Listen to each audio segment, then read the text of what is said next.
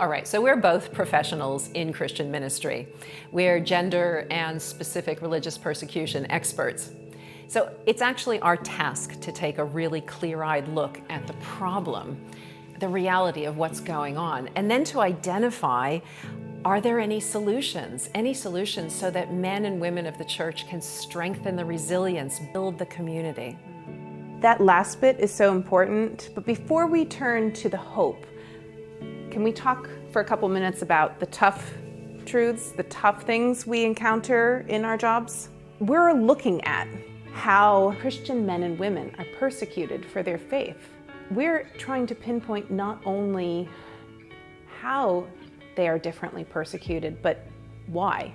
Yeah, and the Open Doors gender-specific religious persecution reports that describe acts of violence against men and women, they also describe how those acts are inextricably linked to a man or woman's gender vulnerabilities in their society. For example, you remember when we were in Nigeria, we heard over and over again how the men were tortured and killed. And the stories were very often told by women who were survivors of the worst kind of intimate violence. And sometimes we talked to women who had been abducted and forcibly married, with all the forms of assault that go with that. And we heard this over and over again. We hear a lot about how the men are given honor and value in their role as financial providers.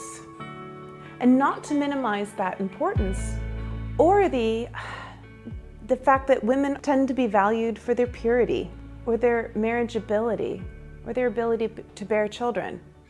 These are wonderful things, but they are social roles that are under attack. These social roles might seem just like traditional, perhaps, or really just a part of the culture, maybe an innocuous way of doing things.